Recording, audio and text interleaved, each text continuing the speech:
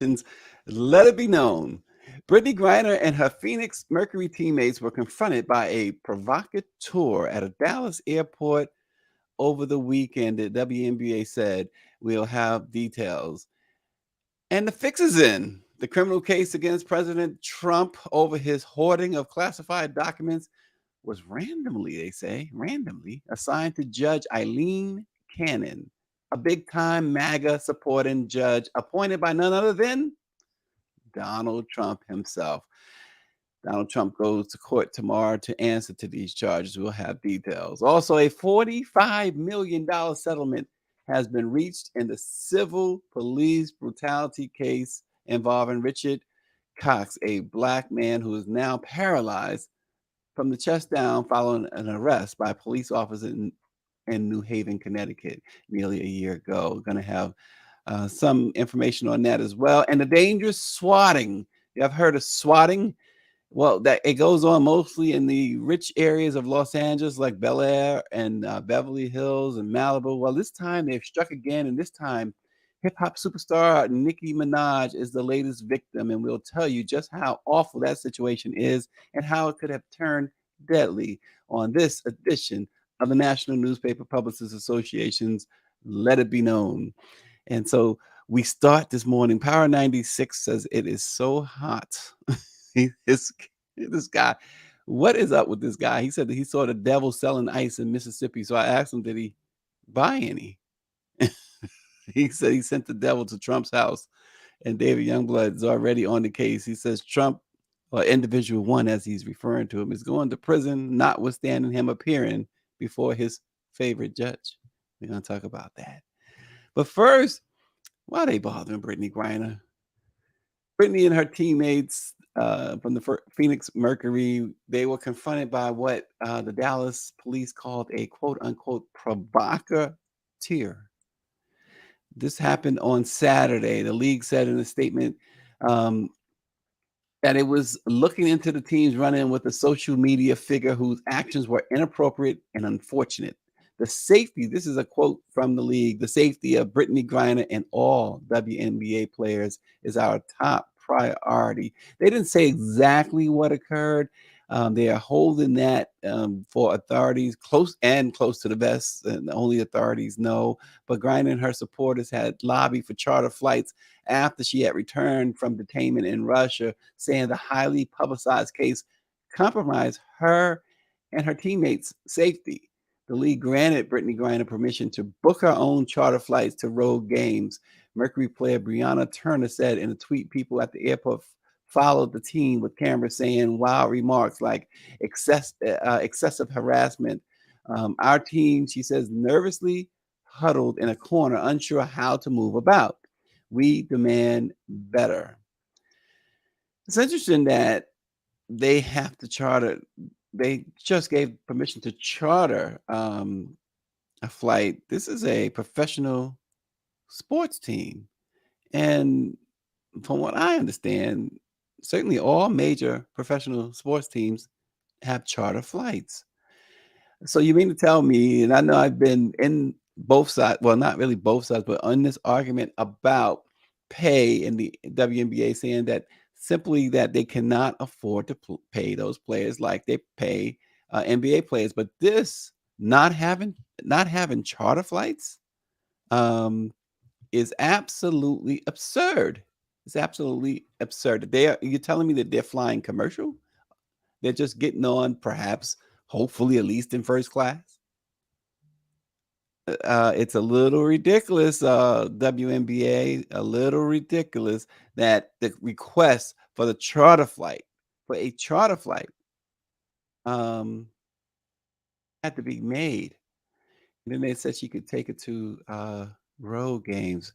The team, it shouldn't just be Brittney Griner, and you understand why she would want something like that. But that should be one of those things like, it's like, give me my paycheck at the end of the week. Why do you have to ask for your paycheck? They should not have to ask for a private flight. The team should be able to, that should be written in stone. It's unreal. The WNBA has added charter flights for the playoffs this season, but only a handful of back-to-back regular season games were scheduled for such flights. WNBA teams have flown commercially during the regular season since the league's inception in 1997. And that was a fact that I did not realize. The league typically doesn't allow teams to charter because they say it could create a competitive advantage for teams who can afford to pay for them. So they're going on teams' affordability. The league should make sure that this should happen for all teams, folks. Come on. Prior to the season, this is a statement. Prior to the season, the WNBA worked together with the Phoenix Mercury and Brittney Griner's team to ensure her safety during her travel, which included charter flights for WNBA games and assigned security personnel with her at all times. We remain steadfastly committed to the highest standards of security for players, the WNBA said in a statement. The union issued a statement saying the situation at the airport makes it quite clear that the matter of charter travel is not a competitive advantage. They say what Brittney and all of her Phoenix teammates experienced was a calculated confrontation that left them feeling very unsafe. And the statement goes on to say, everyone who was paying attention knew this would happen. The Mercury released a statement saying the team will be working with the league on the next steps. We are committed, they said, to our support of Brittney and advocating for all American hostages abroad. We will continue our support of marginalized communities and fighting the kind of hate that targeted us today. No one, regardless of identity, should ever fear for their safety. So, David Youngblood says if you can buy a team, you can buy a charter flight for that team.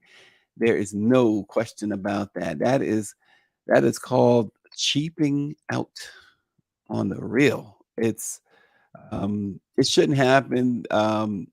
You don't see, hate to make the comparison, folks, but you don't see LeBron James walking through the airport like that. And he's like, I want to talk to her. Are you scared to talk to me?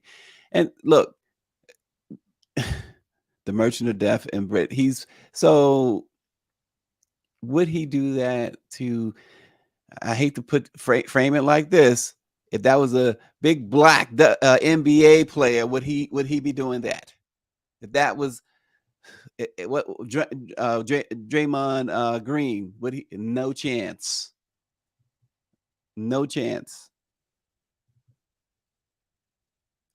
It's absolutely ridiculous. And you see the other guy kind of holding him back there, but and he's spouting off some really, really untruths and serious hate there. Serious hate. And then here's the question too. Where was airport security? That's another question. It's Monday morning, folks. I don't want to get started on that road. We move on. The WNBA, really, come on. Yeah, and David is right. This man, he need to be heckled at his job. So the next time you had a Burger King drive-through window or whatever, and you see him, make sure he puts, you tell him that he didn't put enough pickles on your sandwich or whatever. This guy. And that's the problem with the next story, right? You had a guy, and Barrington always talks about, he calls him agent, what do you call him? Orange Jesus. You got a guy who made a way for people to act like this publicly, to really show them their true selves. Timothy Williams says yes, he would do that to Draymond Green. I don't think so. Because Draymond Green beat up his own teammate, so he would have no qualms with putting this guy on the floor. I just don't think so. He's attacking Brittney Griner because obviously he disagrees with her sexual orientation or preferences. He disagrees with the fact that they traded the Merchant of Death for her. I say it and I say it again. A lot of people did not like that. But here's the thing. I always look at it like this. If it was my child, I'd give up anybody for that person. Merchant of Death, the president himself. I'd said, Biden, you go in my child's place. It doesn't matter. And I think everybody watching, listening, or whatever, feels the same. If they tell you different, then hopefully their children, what do they call, emancipate themselves. Because there's not a parent in worth their half their salt would not say give up anything for my child to come, and especially in a situation like that in Russia. Oh, goodness grief. Criminal case against former President Donald J. Trump. What's the J for? You remember Sanford and Son, where Fred G. Sanford? The G was always for something different. Well, a lot of people are hoping that J and Trump, Donald J. Trump, that they're hoping the J is jail. Well, the case against him, the big case that we broke on Friday. Um, Goodness grief. Angela Connolly says Jack. Jack, exactly right, but that's not exactly what Fred Sanford would say. The G was always for something. G was for G whiz. The G is for great. The G is for that. The G is for this. The J for Trump, uh, again, might on his birth certificate say Jack, but it could mean a lot. Jack something else. Or maybe because she put the dot, dot, dot. Maybe it wasn't just Jack. Austin says the G was for genius. So Austin, I'm glad you're there because you could tell me what you would put the J for in Trump. Because I think Angela was only giving us half of what she really was thinking there. But anyway, here's the problem with the um, case that Trump will have to appear tomorrow. The 37 charges that we had our favorite attorney on last week, Robert Tarver, the Tarver law firm in New Jersey. We always say New Jersey. New Jersey is a big state, but Tarver is all over New Jersey. So you can find him if you're looking for attorney Tarver. You just Robert Tarver, New Jersey, and you're going to find him. He's the attorney for several municipalities, and of course, he's a defense attorney, former prosecutor, etc. But Michelle Madison says the J is for jerk. See, there you go. And Austin, yeah, Power 90. Everybody's on the same page with that J. Come on, be more creative, y'all. But here's the problem. Aileen M. Cannon is the judge assigned to this. Aileen M. Cannon is an avowed MAGA supporter who was appointed by Donald J. Trump. The chief clerk of the federal court system, Angela Noble, also confirmed that Cannon would continue to oversee the case unless she recused herself. The news of Judge Cannon's assignment raised a lot of eyebrows because of her role in an earlier lawsuit filed by Trump challenging the FBI's search of his Florida club and estate Mar-a-Lago and issuing a series of rulings favorable to Trump. Judge Cannon effectively disrupted the investigation until a conservative appeals court ruled she never had legitimate legal authority to intervene. So she's already put her fingerprints on this case. Under the district court's procedures, new cases are randomly delegated to a judge who sits in the division where the matter arose or a neighboring one, even if it relates to a previous case. Judge Cannon is handling Trump's criminal indictment. Oh God! So listen to the question of how that had to become, how that came to be. Asked over email whether normal procedures were followed, and Judge Cannon's assignment was random. Noble wrote that normal procedures were followed. Goodness grief. Let's see what are y'all saying. David says, I still think individual who won only chances to plead insanity. With this judge, listen, I'm not gonna.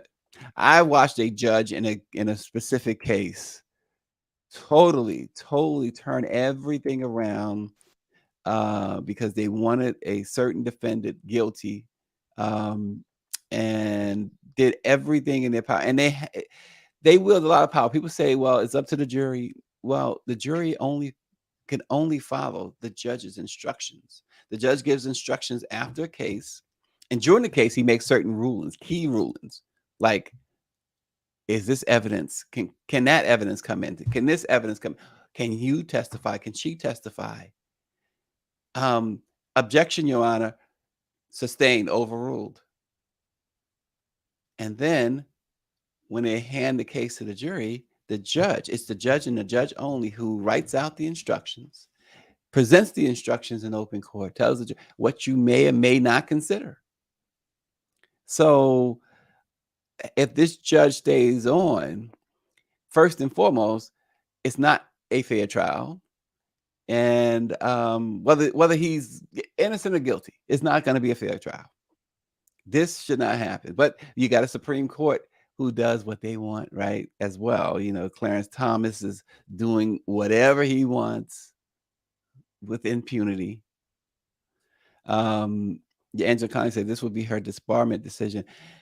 Well, it's pretty hard. Again, on the federal, they do have ethics on the federal bench, unlike the Supreme Court. But when the other judges, many of the other judges on the bar, and this is the thing with presidents and appointing these judges, and we know Trump filled the federal bench with judges when he was in office. So we'll see. I mean, that's a good point about disbarment. She maybe she needs to be careful about that. But sometimes, as we've seen with the guy approaching Brittney Griner in the plane there, uh, all rationale goes out the window. Um, Power 96 says it must be nice to have the complexion for the protection in the courtroom. Well, that's nothing new, Power 96, nothing new at all. And this is something, the criminal justice system, it's always been that blindfold you see, yeah, it's blindfolded for certain cases and certain individuals. It's never been that way for others. Well, Ben Crump is at it again. The $45 million settlement has been reached in the civil police brutality case involving Richard Randy Cox, a black man who is now paralyzed from the chest down following an arrest by police officers in New Haven, Connecticut last year. The case represents the largest settlement involving police misconduct in United States history, which comes 2 years after the $27 million settlement involving the killing of George Floyd by Minneapolis police officers in 2020. And in an interview with the USA Today network, in Florida, Crump, who was the lead attorney in both cases, said Floyd's case was previously the largest settlement involving police brutality. Both cases, he said, were preventable. He says, quote, my endeavor has been very consistent. When we set the record with George Floyd with $27 million, I was very clear. That's what we're trying to do, is make it financially unsustainable for the police to continue to violate our constitutional rights and brutalize us unnecessarily and unjustifiably. Crump went on to say that he was very pleased with this settlement after 5 New Haven police officers were charged after Cox was left partially paralyzed while being transported in a police van. He had been detained on a weapons charge when he was being driven to a police station on June 19th, 2022. The van's driver slammed on the brakes. They were at an intersection, um, and he said he slammed on the brakes to avoid a collision, and that caused uh, Mr. Cox's uh, Mr. Cox to fly headfirst into a metal partition inside the van. Minutes after the crash, he says, "I can't move. I'm going to die like this. Please, please, please help me." He pleaded with them. As he pleaded for help, some of the officers at the detention center mocked him and accused him of being drunk and faking his injuries. And it was all captured on body worn camera. That's telling on yourself. Body worn camera. Um, and the New Haven mayor, Justin Eliker, said that what happened was unacceptable. He says when a individual enters police custody, there's an obligation to treat them with dignity and respect and in a manner that ensures their safety and well-being.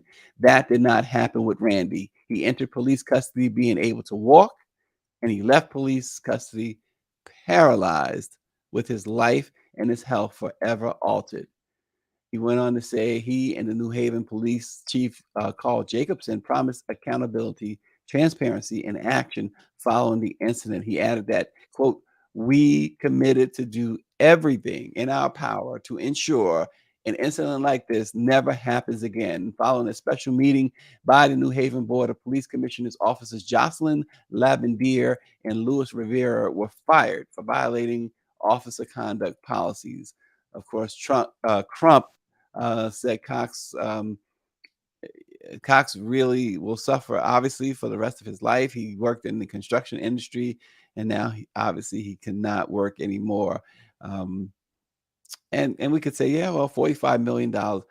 I think most people, I don't know anybody personally that would not that would take $45 million if you say to them, you're gonna be paralyzed though.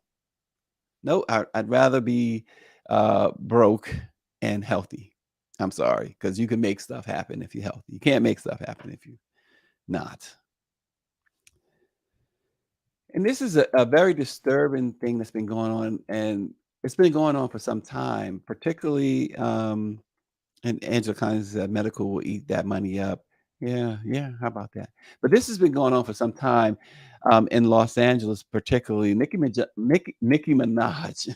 I might probably say, yeah, you must be a Cardi B fan. You mispronouncing Nicki Minaj. Nicki Minaj is the victim of a swatting prank. One, the sheriff's department says involved a caller falsely claiming Nicki's child was being abused, but also that her house was up in flames. Law enforcement sources said the attempted swatting went down earlier this month when Child Services got an anonymous call alleging child abuse at Nicki's Los Angeles area home. Sheriff deputies rolled up to the house at about 6 p.m.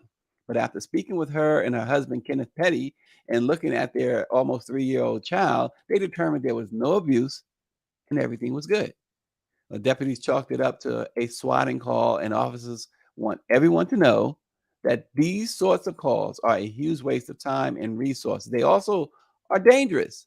And that wasn't the only thing being falsely reported about Nicki on this particular night. Another call came in around 3 a.m. to report that her home was on fire, something that was also found to be completely untrue. In other words, two bogus calls came in the span of 24 hours, which is pretty upsetting on its face. Now, for you, those who don't know what swatting is, they call this swatting. Well, it's a form of a prank call where the goal is to get a big police response at someone's home, usually a celebrity. And it's a growing problem for cops around the country. Nicki's not the only celebrity that's been dealing with this. This has been going on. Where what makes it dangerous? Well, let's look at Nicki. Look at her husband, Ken, and her husband also, if I'm not mistaken, does have a criminal background. He's been convicted of something in the past, put it that way. But more importantly, these are Black individuals having SWAT teams or police officers. In some cases, they send a SWAT team. Thus the name swatting. Rush to home, and the confrontations between African Americans and police don't always end well. Guilty, innocent, whatever. It doesn't always end well. But this has happened, and to have someone, and I know it has to infuriate Nicki Minaj and her husband, to allege one of the worst crimes you can commit, which is child abuse, and then to have these strangers, and they're wearing badges, yes, but these strangers having to check your child, that is the most awful thing. Folks, the thing is, this celebrity obsessed world is out of control. These are human beings. You don't and you see the beef between Nicki and Cardi B and whatever, and the fans. The beef is really the fans more than it is the artists. Fans, you guys are fans. You're fanatics. Enjoy the music, or just if you like Nicki and don't like Cardi comes on the radio, turn it off. I never listen to Janet Jackson. I forbid my family to play her music in my house. They don't play it. They see me coming, we get in the car. Oh God, says if you don't like them, turn them off. Turn it off. If you like Nicki, listen to Nicki. But this idea, and yeah, there's no evidence yet that it was a fanatic or fan who made the calls. But I'm just saying, if you don't like Nick, look, and Nicki Minaj is with Nick. They both are they both should be sending royalty checks. Nicki and Cardi should be sending royalty checks to Lil Kim every time they get a check. They should send a piece to Lil Kim. In my opinion, I said it. I mean, come on. But I mean, I don't listen to either one. But I will tell you this: I find Cardi B to be very entertaining, and when she's interviewed and stuff, I do. I've seen Nicki interviewed, and she's more on the serious side when in the interviews I've seen. I'm not into that too much from an entertainer, but I do enjoy Cardi B's interviews for a lot of reasons. I think she's so real, but she's missing some things. She's absolutely missing some things, but watch her and Jimmy Fallon one day. Go back and watch Cardi and Jimmy Fallon. The most humorous thing you'll ever see. But anyway, this swatting stuff should stop. I know you ain't gonna listen to me. That's true. I get people in my own house who find it hard to listen to me. But this swatting stuff should stop. Though it can cause it's going to lead to whether you love the celebrity or hate the celebrity, it's going to lead to death eventually. And we look at the climate today. Police, especially, shoot first and act later. This could have been an extremely tragic situation with Nicki Minaj, her husband, and her child. That is not right. She and he and the child does not deserve that. Really unfortunate. That's all we got today, folks. Ms. Michelle says, Stacey, why don't you like Janet Jackson? I'm just not a fan of Janet. Uh, she's great. She, obviously she's an icon. Um, I just don't need to really get into why I don't like Janet Jackson. It's just, and as Greer would say, I'll tell you the reason, because I'm petty. not Nicki Minaj husband petty, but I'm my kind of petty. And Greer reminds me, did you hear about the highway collapsing on 95 in Philadelphia? Oh my goodness. That was, in fact, they had a baseball game that was going on. And you can only imagine traffic in that area is already bad. But this collapse stunned everyone on a major interstate, 95. That's a major throughway here in Northeast, in the Northeast area. But you see the pictures there. I don't have all the details. I did see it. So I'm not sure if anyone was injured or killed in that, but that reminds me of the Northridge earthquake in 1994 when I was in Los Angeles. And there was one unfortunate, oh gosh, look at that. And that definitely reminds me of it because, and how does a road collapse like that? A police officer was riding on a motorcycle. This is 1994, during the earthquake. And all you saw was that the highway collapsed like that, the freeway collapsed, and you saw the bike just drop. I'll never forget that image. And that was all those years ago. But that right there, that picture reminded me of that to see a highway collapse. I'm already paranoid. I have a sister, older sister, who don't like going over bridges. And you look at that. I hope she's not watching today. She usually watches too, because she may not want to go over roads. Period. After seeing that, oh my gosh! But hopefully, no one was hurt or killed. but that looks awful. How does that happen? And David says, I'm sure glad we passed that infrastructure bill. Wow. Folks, be careful out there. Be careful out there. And I'm glad that the air seems like I'm looking outside now. I'm glad that the air the quality has gotten better from those wildfires. That's for sure. So stay safe, stay well, and we will see you again tomorrow. Thanks for watching.